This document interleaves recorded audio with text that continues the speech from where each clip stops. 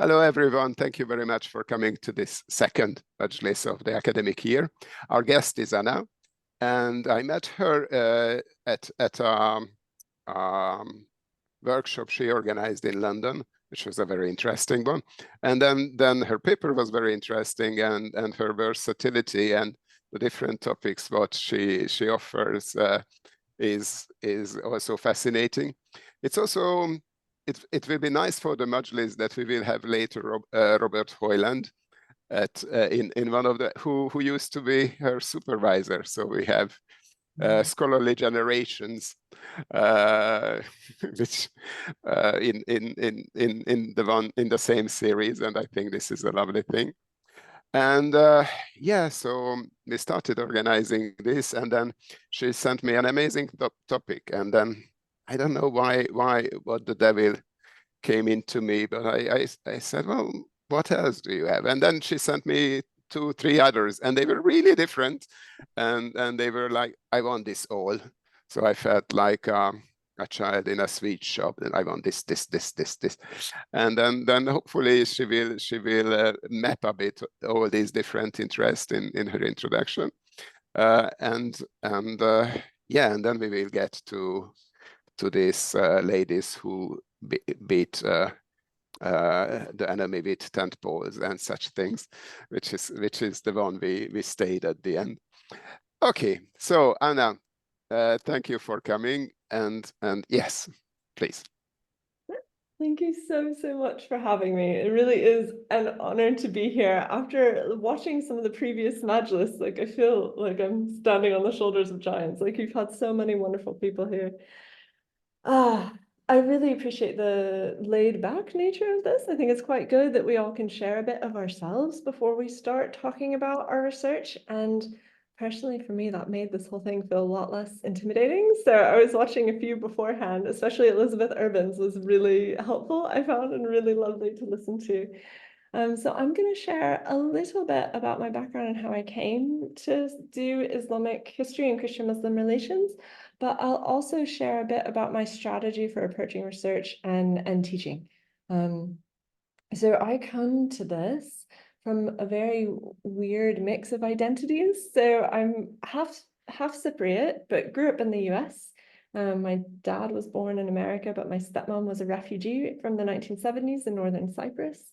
And then on my mom's side, they're all American. I grew up in Appalachia, a lot of very conservative Christian religious groups around the area where I grew up. I mean, it was from Radford, Virginia. I worked very hard to like change my accent in order to talk in public settings. But I grew up in a place where there were snake handlers, for example, like that was real. And there were people who practiced this, you know, not far from where I grew up. And having this odd mix of being simultaneously from the middle of nowhere, but also having this background from the island that was a Mediterranean hub historically, that no one where I grew up had ever heard of.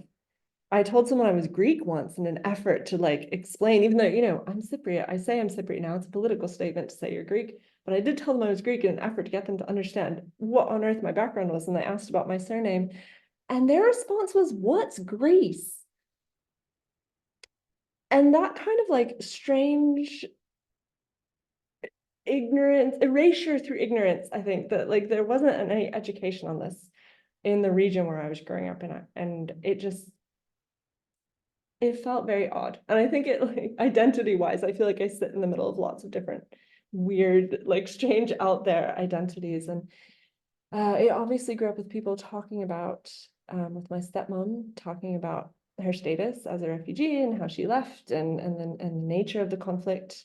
Obviously, they equated Islam with the state of Turkey, so there was a lot of negative talk about Muslims in the household growing up, but not necessarily if they were Shia, mostly if they were Sunni. So as like a teenager in the US with 2 very separate, distinct families, this was very confusing and made me really interested in the concept of religion, especially when of all the Muslims I knew, they were actually the people I had the most in common with culturally. And that actually, you know, that meshed more with the Cypriot side of my upbringing. I felt that I had much more in common with them. And so hearing my family talk about them in such a way was very difficult and odd. And And then I was a teenager, early teenager when 9/11 happened. And living in the US, of course, that impacted everything quite a bit. And you can imagine what my Cypriot side of the family, the types of things that might have been said in the household when that happened. And that, of course, made me really curious about what on earth was going on. It was difficult because it didn't match my experience of who I got along best with, and cultures that I felt like I had the most in common with, and that was very confusing. And then also living in Appalachia on top of all of that was a very very strange place to be at this point in time. And it just made me want to learn more about Christian-Muslim relations, and that was where I started. And I just decided as a teenager that I was going to go to the beginning and sort all of this out, which is, of course, not what happened at all. But teenagers, they get really excited about things. So I went and did religious studies. I did a double major, as you do in the US, of religious studies and English literature, sort of learned how to deal with texts and started picking up languages that I needed in order to do this. I had a graph, I had like a chart of what languages I had to pick up in what years as I went along. I knew I would probably have to do 2 MAs when I started, and so I went down that path. But as I got further and further into graduate school, I did find that really once I left Appalachia, once I went to undergrad, I felt very much like I didn't belong there. So imposter syndrome was a big part of my story, and overcoming it is a big part of my story. So even in situations like this where I need to talk in front of people, like I could not figure out what to say today because in my head, I'm nothing and no one and not anyone worth hearing. And that hasn't changed. It's something I can overcome because I can do this, but it's still there. So methods that I've developed for getting through this have been very kindly sort of provided and inspired by mentors that I've had along the way. And I would say that as academics, we need to remember how important it is that we're there for our students, because one sentence can be life-changing. One of the other reasons that I pursued higher degrees is partially because my American mother is a historian. My Cypriot mom is a stay-at-home mom who was told as she was getting her undergraduate in physics that she shouldn't even be getting a bachelor's degree because she was just going to stay home and raise kids, because that's what foreign people do. And it's important, those one-offs, they make a big difference in people's lives. She never pursued any other degrees because of that statement, even though she could have. She's incredibly clever. And she did end up being a stay-at-home mom, but she wanted to. She had a career as a respiratory therapist, but then chose once she started having kids to stay home and take care of us. So being a mentor, being able to inspire the people around you is something I think we, on the one hand, should take very seriously, and it's something I do take very seriously. I work at Queen Mary University of London, which is in the East End, and a lot of our students commute from home around the area. For those of you who don't know much about London, these are people who are from other places. Their parents are from other places, and they've come here for lots and lots of different reasons. And I find that I actually have a lot more in common with them than my colleagues, in the sense of like feeling like I belong in academia, feeling like this is a place where I should be. So strategies that I use that people might find helpful, I have found helpful, that any students listening might find helpful. Playfulness. Being playful and silly, and starting out every time you ask a research question of, I just want to play with this. And that is the only way I can start a question. And with my students, that's where we start when they're writing their final year dissertations or their master's dissertations or their PhD students who just want to come have a supportive chat. We play. What do you think is cool? What do you think is interesting? What do you feel drawn towards? You don't have to have the right answer. And I think that's why I have so many topics of interest myself, because I have to let myself play. And I really learned that from Robert, actually. I don't know if you've ever heard Robert give a presentation before, but they usually start with something he thinks is really cool that he's gone to play with. And he wants to show it to everyone because he thinks it's absolutely fascinating. And he does have analysis and thoughts about it, but it starts with fun. And I think that, yeah, that is the best thing that I could share with everyone in my own way of getting through imposter syndrome, is to, yes, I don't feel like I deserve to be listened to by 25 people, but at the same time, we're going to have a good time. Like, we're going to talk about some stuff that I think is fun, and I'm going to share it with you, and hopefully you enjoy it too. And I don't have any conclusions on any of this at the moment. It's very much a work in progress. So that is the attitude with which I come to you today, is hopefully we can look at this and have a bit of fun with it. But yeah, so that's kind of my story and my journey, and like where I've come from and what's helped me. So I hope that helps someone out there. Well, thank you very much, and it certainly helps me, because we with all the responsibilities we are given, we often forget that we join this out of joy and for the fun of it, and for the passion. So it is, we always need to be reminded of the of these wisdoms, and or illuminated by yeah, well, I think I may have said in one of the majlises that there are studies on the fact that intelligent people tend to doubt themselves much more.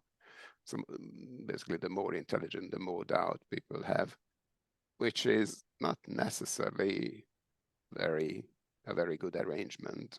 I mean, the fact that less intelligent people don't have doubts about themselves, this is a bit, yeah, it doesn't make the world a happier place. Yeah, but so that's quite normal. And I just, it reminded what you told me about our responsibilities as educators, or actually just human being, friends, so on. And I met someone who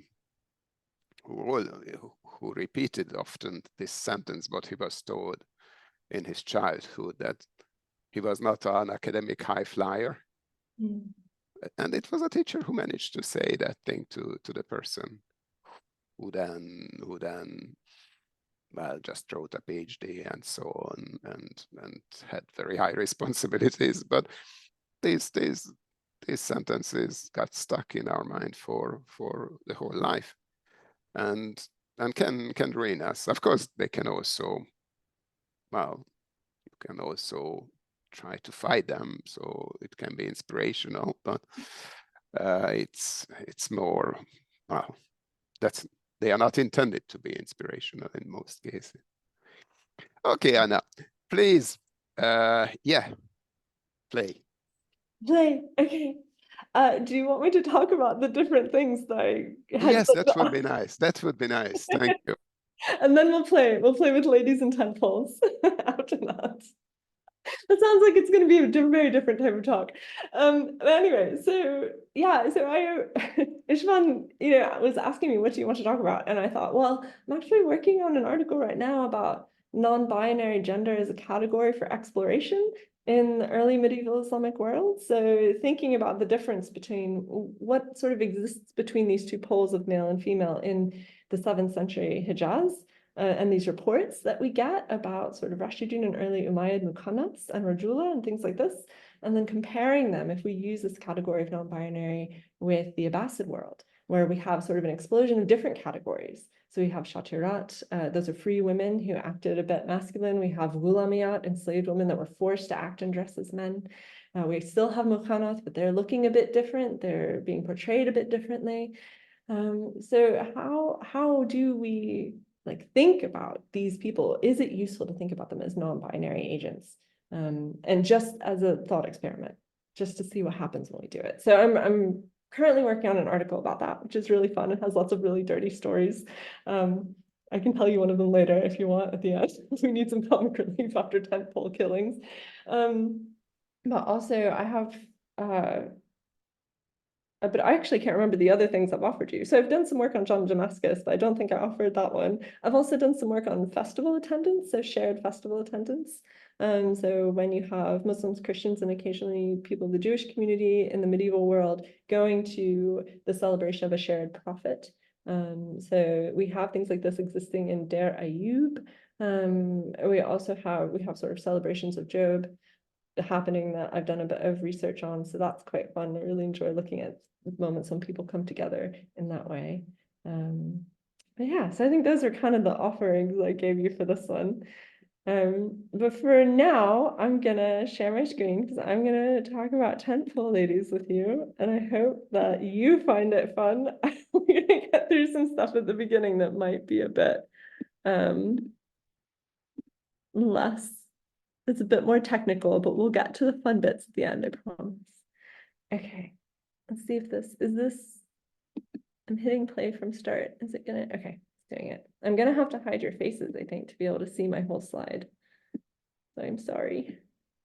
All right, so this is what we landed on. This is something that I can't decide if it's going to be a chapter in my forthcoming book, which is based off of my PhD thesis, or if it's going to be its own thing, so its own article. So I might need some help deciding about that. I'm still figuring out where I want to put the evidence of my playing with these ladies. But basically, we're talking about tentpole wielding women and narratives of female conversion to Islam, mostly the stories of Al-Fadl and Hakim.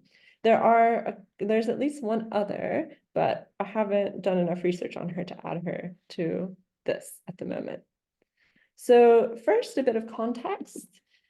This is part of a larger work in progress on the Islamization of the medieval Central Islamic lands through interreligious marriage. So for the PhD thesis, I sort of talk about intergenerational conversion and Islamization. In terms of Islamization, that gets defined in this context as the adoption of Muslim behaviors, language, and culture. And in terms of conversion, that is being defined as the adoption of an outward and possibly inward affiliation with the Muslim community and or system of belief. So it's a bit obviously hard to tell what someone's doing inwardly, but we sometimes get indications that people's outward adaptation of a specific social Muslim practice isn't always there happening inwardly. And that comes up in things like Christian neo-martyr narratives and sometimes suspicion of recent converts in different Muslim texts. So largely, we're trying to understand how blended Christian Muslim urban families negotiated these identities, particularly when raising the next generation. Again, this was a bit of, I just wanted to see what would happen when I looked at this. This is how this PhD occurred. I was just reading the sources and then kind of got to this. So these realizations came out of research for a thesis, now forthcoming monograph. Some surrounding themes were the survey and analysis of conversion in Abbasid Muslim and Christian sources. So I try to use an even amount. Defining conversion as a multi-stage process and distinguishing it from Islamization and religious code switching. So religious code switching being when you act in a certain way when you are around a certain type of religious group, or a different way when you're around a different religious group for social or political or any kind of gain that you might be able to get. It's very similar to linguistic code switching. So like when I go back to Virginia, I talk a little bit more like this and I can't help it. It just happens. But when I'm here, I don't. So that it's based off of the idea of linguistic code switching. Another sort of theme is the interreligious marriage between Christians and Muslims in the 8th to 10th centuries. Within this category, we see some evidence of both Muslim and Christian source materials and how this might have been related to conversion or lack thereof. And just asking, what did people do with children of interreligious unions? There seems to have been a bit of a 50-50 patriarchal and matriarchal religious inheritance situation within Islam until the late 9th century CE, or at least that's what the sources seem to be saying that I have looked at for this work. So that's a bit of context and background. Zooming in a little bit on early Islamic families, there is some evidence that there were matriarchal and local family systems that did exist in the 7th century Arabian Peninsula among certain groups, not everybody. Patriarchal family structures also existed. And it may have taken several generations for pre-Islamic and early Islamic matriarchal and local norms to change into more patriarchal systems. So you can see shifts in the material, which I'm not going to provide loads of examples of those in this because there's not enough time and that would make it a much longer majlis, but it is there and I'm happy to talk about that a bit and with questions if you want to talk about it then. The conquest likely plays a large role in Islam developing more patriarchal norms. At least that seems part of what it looks like is happening. In terms of Abbasid interreligious families, we have hadith compilers and jurists that raise the issue of children of interreligious unions. They usually only get raised when it's something specific and practical that they need to talk about. So the child dies immediately after birth, or something along these lines. But the fact that this is turning up in pre-canonical hadith compilations, so it turns up in Abd al-Razak and Ibn Abi Shayba, and this likely means that people are probably already asking questions about what to do in these situations in the Rashidun and continue to do so through the early Umayyad and also the Abbasid period. So I think there's probably as soon as you have people coming together and interreligious families occurring, people start asking questions about how these should be organized. And the questions themselves, to me, are what's interesting. It's not the rulings, it's what people are asking about. So many of these jurists and the early leaders recorded in hadith and fiqh compilations increasingly affirm that Muslim women should not marry non-Muslim men. However, there's a lot of situations that get discussed. The earlier the text, the more often it gets discussed about non-Muslim women who have converted to Islam and remain married to a non-Muslim husband. And there's different rulings on this. And there's a lot of disagreement about what you should do in this situation. So hadith compilations and work of jurisprudence don't really have a singular answer to this in the Abbasid period. So we see lots of different discussions about not just what to do with children, but what you should do with a Muslim woman who, through conversion, finds herself married to a non-Muslim man. And these are all texts that discuss this. Abd al-Razak and Ibn Abi Shayba in particular discuss both sides, people who agree, like examples of companions and Rashidun rulers who agree that women who have converted can remain married to their non-Muslim husbands, and also they preserve traditions saying that women who have converted to Islam cannot remain with a non-Muslim husband. The phrase that usually gets used in those is Islam separates them. And so they share an equal amount of both of these, showing disagreement, which is really interesting to me anyway, and part of what sort of sets up this question of, what happens with interreligious families. Okay, so here's some of our fun stuff. These are our tentpole ladies. They show up in a mix of sources. So Bukhari's Sahih, Malik's Muwatta, Ibn Ishaq or Ibn Hisham's Sirah, Ibn Sa'd's Tabaqat, and al-Tabari's history all talk about these two ladies in one way or another. Their stories aren't always all in the same place. So sometimes their conversion and their husband's lack of conversion is talked about in one place, and their tent pole wielding is talked about in a completely different text. So both of our women that we're going to talk about today are known for having converted before their husbands, and they usually are given some sort of credit for their husbands converting, particularly our second lady. So I found these women partially because Uri Simonson had suggested looking at biographies. And so I was reading Bukhari Sahih, just, looking through about opinions and examples that are represented. And he talks about what to do with children in these unions. So he's preferring sort of patriarchal religious inheritance, which by his lifetime is more and more normative, in the sense of, okay, children follow the religion of their father, so it definitely needs to be the Muslim who's the Muslim man. The man needs to be the Muslim in a union for this reason. But he also does actually, just as an aside, mention a case that happens to have matriarchal religious inheritance, although oddly one that's quite disputed. So he talks about Abdullah ibn Abbas. And this comes in a specific context. So he's showing his preference in his collection for members of an exogamous marriage being a man, but he does allow for some exceptions, sort of, based on this story. So Abdullah ibn Abbas's mother was an early convert to Islam, while his father converts significantly later. And regarding the religious identity of the offspring from an interreligious marriage when deciding how to organize a funeral for a child is the context in which this turns up. So he preserves a hadith narrated by Ibn Sihab, who says the funeral prayer should be offered for every child, even if he were the son of a prostitute, as he was born with the true faith of Islam.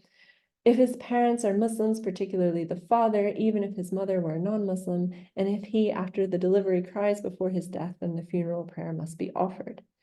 So while the above expresses his preference for a paternal line for the inheritance of religious identity, he also seems to take into account the messiness of life by preserving a brief sentence narrated by Ibn Abbas about himself.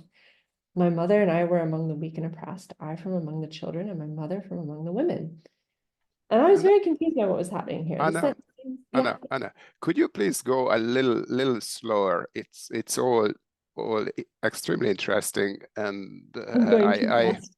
well, for my brain, it may be I Yes. may be the only one, but for me, there is so many. I don't want to miss words of Oh yours. yeah, no, that's fine. Just a little slower, if you could, Yeah. please. I always go way too fast. That's fine.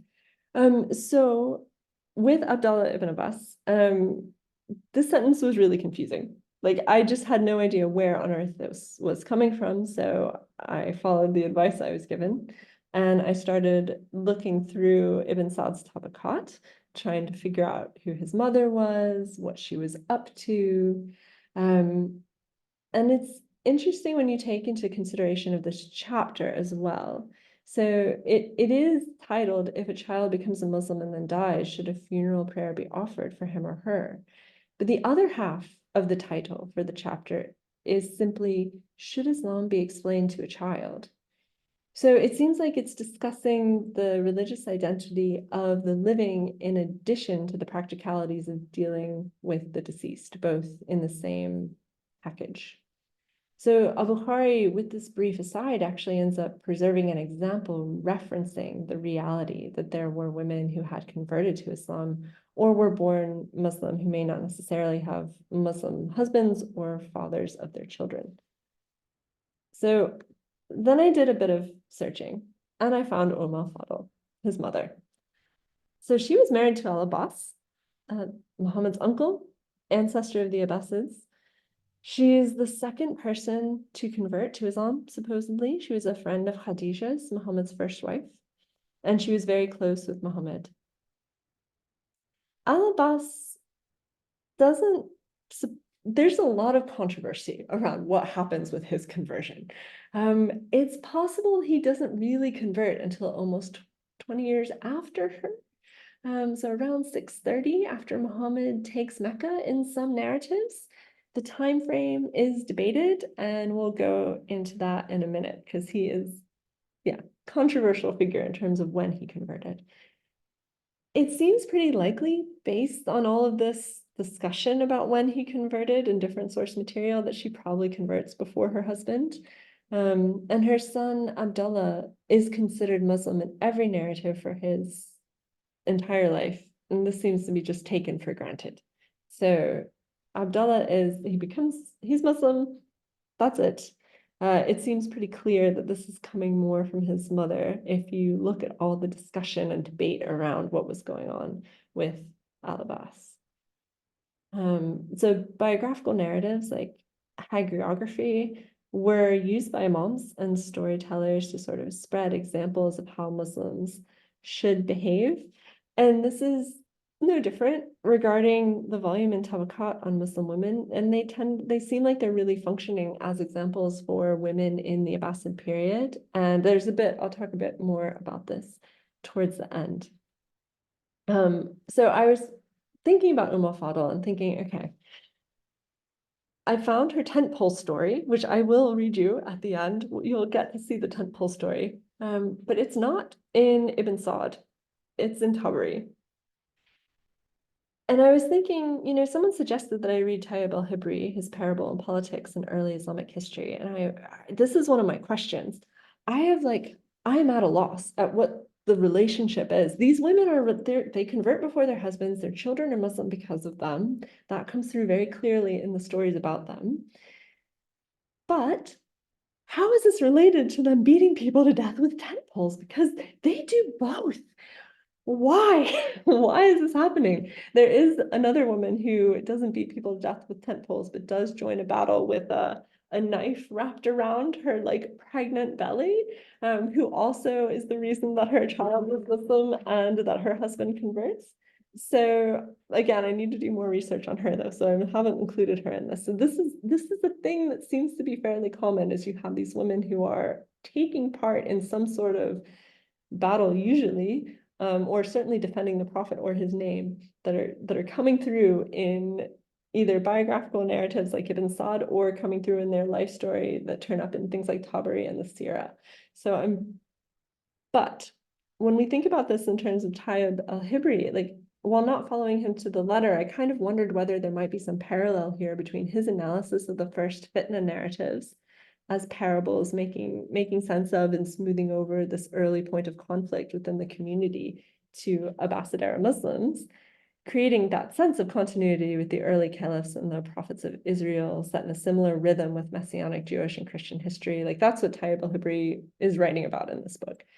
I tried to think about, okay, are they doing anything like that here? Someone suggested that they might be. And yes, they might be. There might be oral narratives or parables about their lives. To me, that bit seems pretty clear that there's oral narratives about them that are circulating, just because bits of stories about their lives turn up in the Tabaqat, bits of stories about their lives turn up in Tabari, bits of stories will turn up in a hadith. So it's interesting that their bits and pieces of narratives about their lives are turning up all over the place. And to me, that suggests an oral tradition that isn't written down fully anywhere.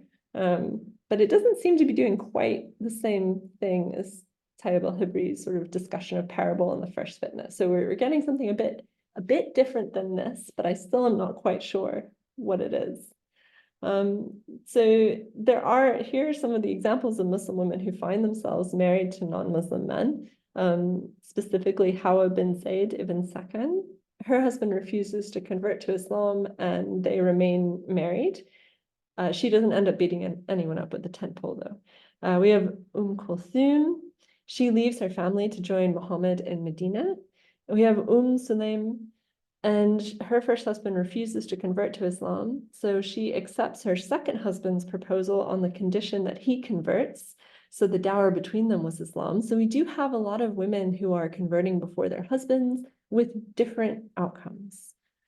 However, Fadl's early conversion to Islam is rarely directly compared to her husband's late conversion, or at least what seems like a late conversion, and the decision to raise her children Muslim is only stressed in hadith collections, namely in Bukhari's.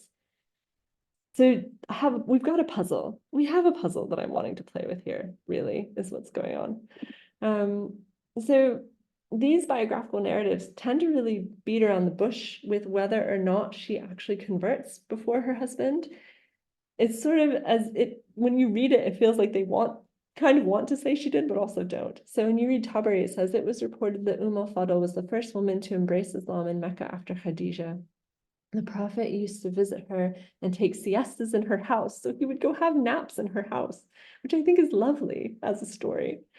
And according to Ibn Umar, Fadl emigrated to Medina after al-Abbas, after his conversion to Islam, which is quite late. So she doesn't actually physically emigrate until later. She stays with him, lives with him, even though his conversion status seems a little bit up in the air.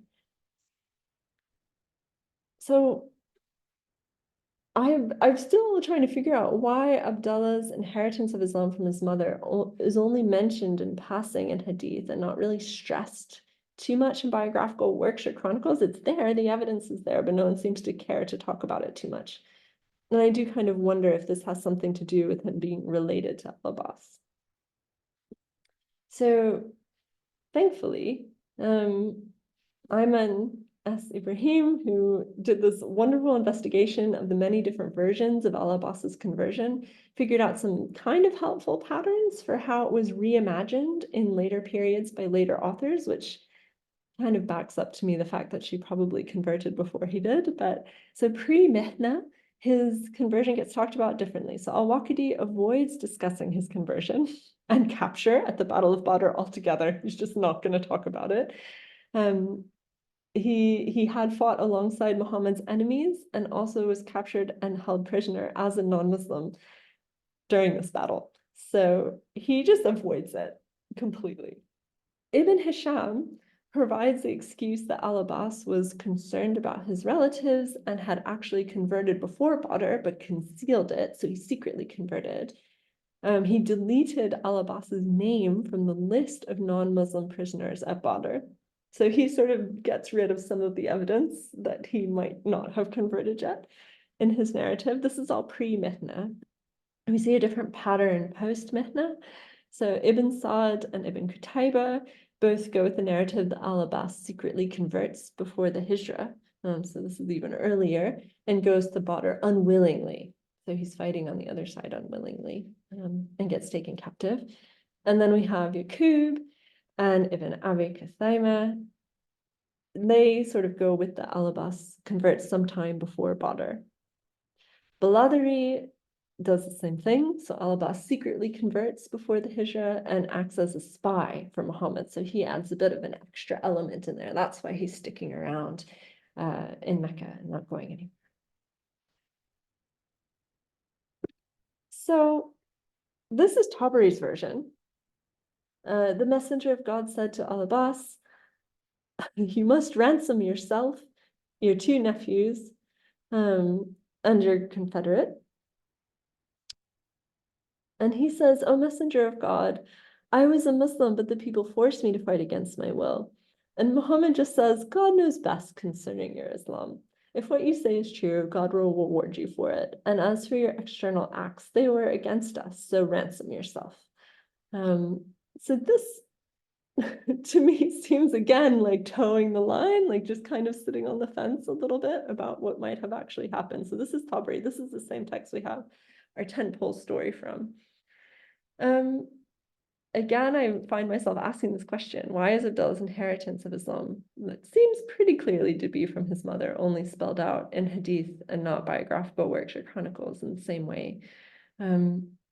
I wonder if she may have been quite well known amongst, like in an oral tradition amongst her own, in her own right, and her conversion either admittedly long before her husband or maybe just a little bit before her husband, and the passing on of Islam to her children. Like, was this common knowledge? Was this a popular oral tradition? The way she turns up in different genres to me suggests there is some kind of oral tradition surrounding her. Or is it because male religious elites writing biographical and chronicle literature really weren't too concerned with how children were raised, which is absolutely a possibility. It does tend to mostly come up in situations that are very practical, where a child has to be usually buried in a certain cemetery, and they have to decide what religion it was. Or if a child can be taken as fae or as like war booty, basically, if they can be enslaved, if for some reason the family is moved outside of the Dar al-Islam. Those are moments where it gets discussed, like what happens with these interreligious children. Okay, so probably there's a combination of lots of these different reasons. I still haven't figured out exactly what's happening here. And again, I do think there's some kind of strong oral tradition going on that I have yet to unpack exactly what it was doing. So I would definitely like love some help with figuring out what's going on with these ladies. She clearly is a strong and fairly independent woman as judged by the standards of her time and possibly by Umayyad societies. However, aside from Tabari mentioning women during the conquest fighting, Abbasid narratives about warrior women aren't always complimentary. So then it does make me wonder again, like why she's portrayed as being this person who can maybe beat someone to death with a tent pole, and that is totally fine, and she's still really admirable. That kind of brings me, again, well, at the end, we'll talk a little bit about a master's dissertation that I think is really, really useful in this, that talks about how Ibn Sa'd switches between how he talks about women. So women that are directly related to Muhammad, married to him or descended from him, don't tend to do anything particularly violent, participate in battles or anything like that, whereas women who are not in that category do. So it is interesting to think that maybe they're sort of fitting into that context somehow. But just for an example about another Abbasid narrative about a woman who was sort of a warrior woman, Layla bint Tarif, she was a sister of a Kharijite leader. She fought in battle with male and traditional weapons that men would use during the reign of Harun al-Rashid. The narrative ends with Harun's general Yazid smacking the rump of her horse and sending her off the battlefield in humiliation. And that's just one example. So I'm just really curious about what's going on with women who fought in battles and Abbasid narratives at this point. So if anyone does like those lectures or anything, I'd be really curious what your take on this is. Fadl converts to Islam openly, despite her husband seeming to not do so. He's not open about it, but she is. Many narratives hint at her being more brave than him regarding this, especially al-Tabari. I think there's some hints there. Al-Abbas, Tabari says al-Abbas was afraid of his people and was unwilling to oppose him. So that's a pretty firm accusation.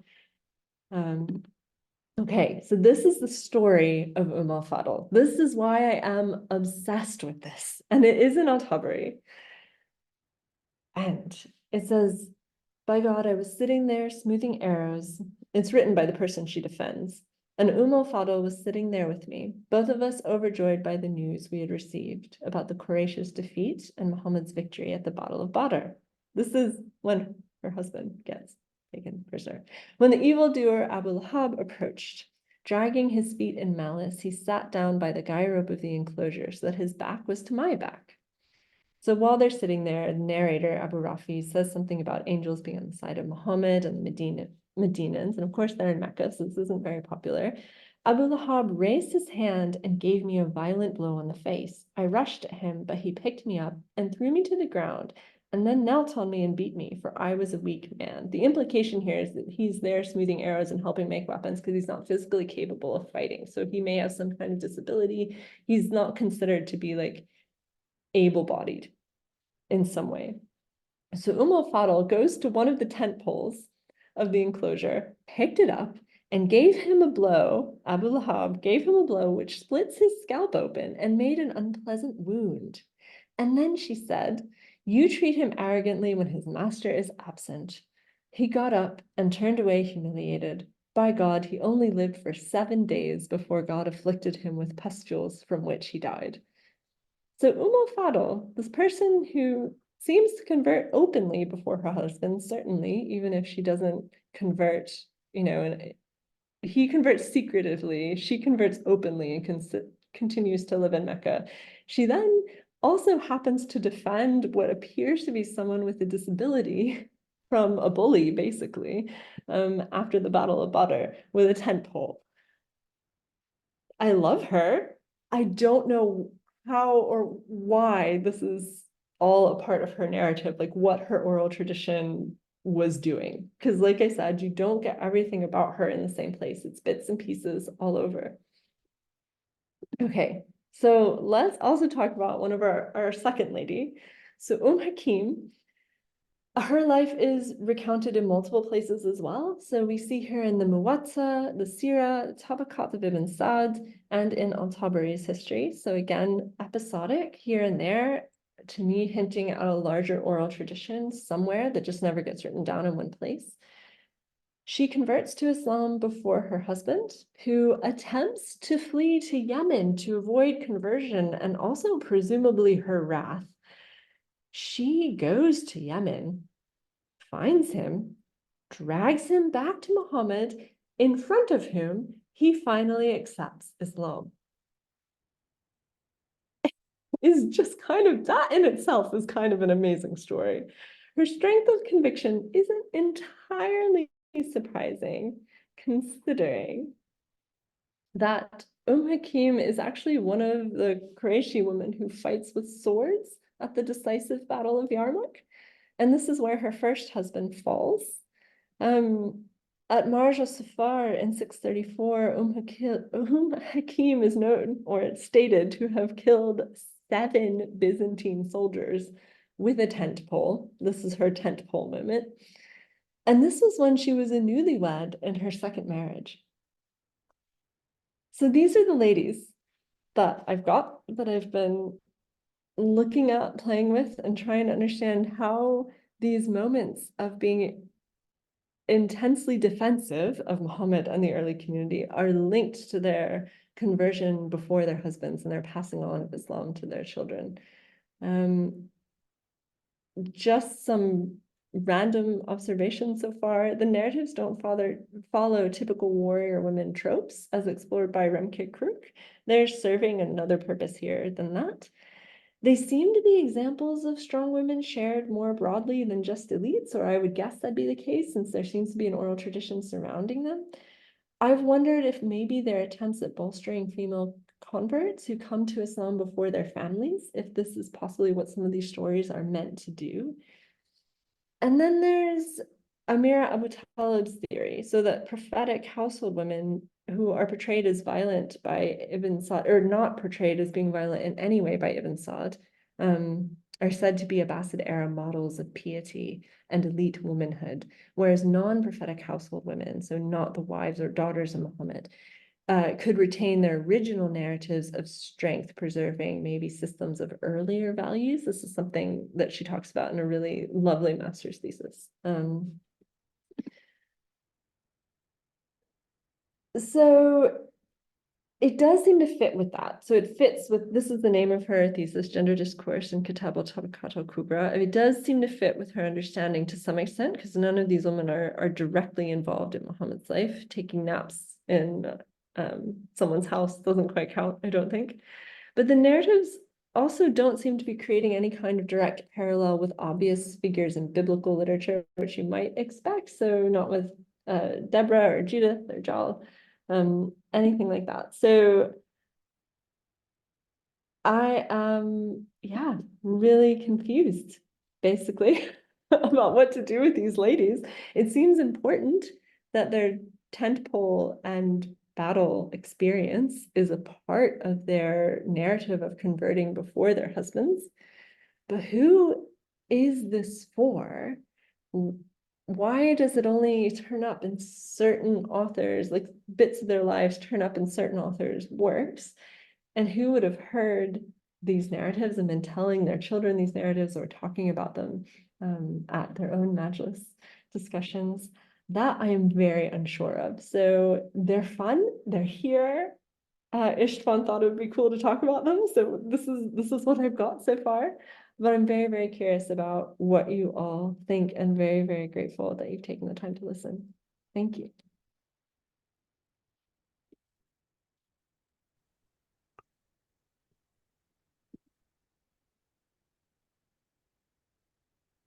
Thank you very much, Anna. Well, that was dazzling. I felt at the beginning, I felt that a firework detonated in my head. I didn't think of myself as someone being rigid in my assumptions, but it was really good because when the firework was about destroying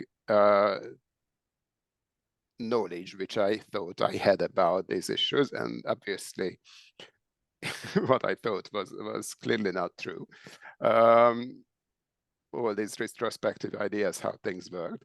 So that was incredible. And then the firework kind of went a bit further, but it's still dazzling my eyes. It was extremely interesting, and I'm convinced we will have many questions and comments. Thank you very much.